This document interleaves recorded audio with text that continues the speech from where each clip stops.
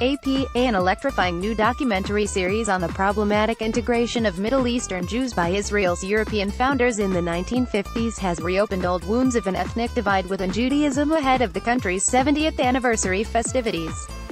While Israel is marking the anniversary by highlighting its prosperity and successes, the country is still wrestling with divisions, and not only between Jews and Arabs.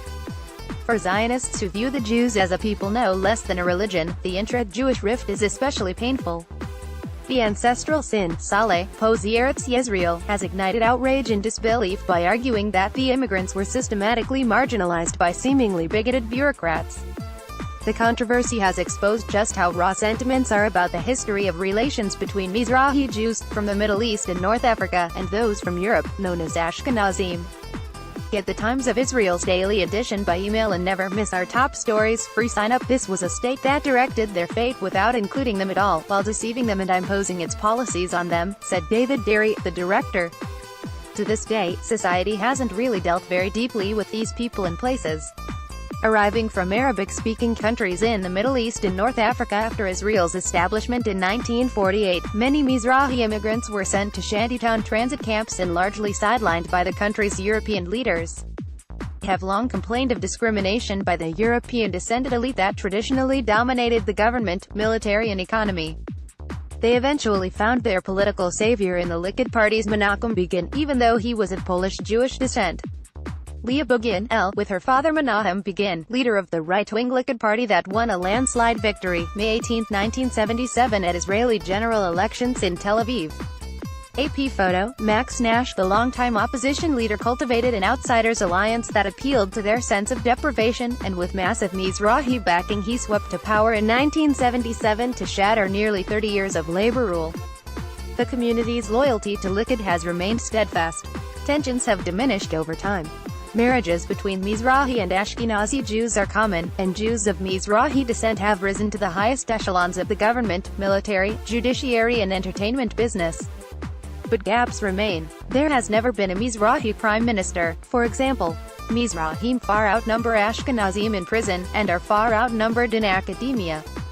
Ashkenazi men earn more than Mizrahim, according to the ADVA Center, a think tank, although less so than in the past. The series has ramped up an internal Mizrahi debate over how to address past grievances. While many Mizrahim feel their narrative has been shut out, others willingly distance themselves from their Middle Eastern roots upon arrival. Those efforts often morphed into anti-Arab sentiment and support for the Likud's hard line toward the Palestinians.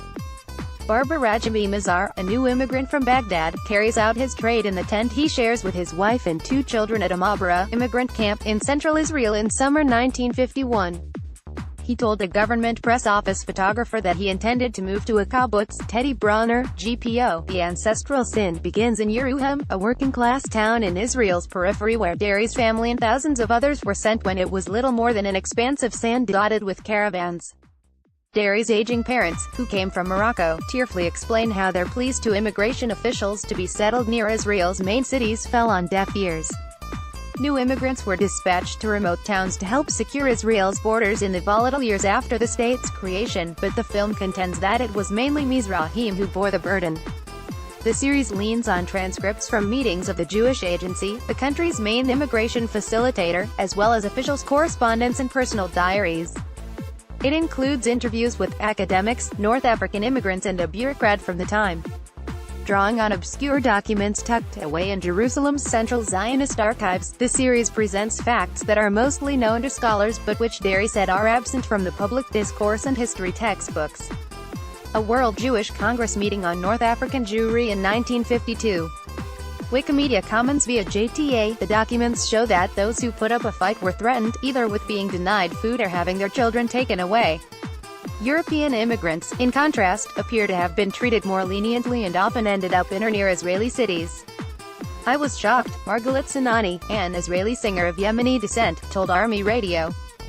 We were taught about the titans of Zionism, people who have streets named after them who are, forgive me, racists. The documents, read aloud by veteran broadcaster Yaron London, and Ashkenazi, or peppered with inflammatory language that the series creators say points to racist tendencies among Israel's founding elite. How can the future of a nation be built on such human ruins? Hayam Sheba, a senior health official who would later have a major hospital named after him, is quoted as saying, "Other officials discuss the primitive new immigrants and question their intelligence level." Since it aired last month, the series has been a frequent topic on TV and radio talk shows, and has been shown at special screenings for officials and military brass.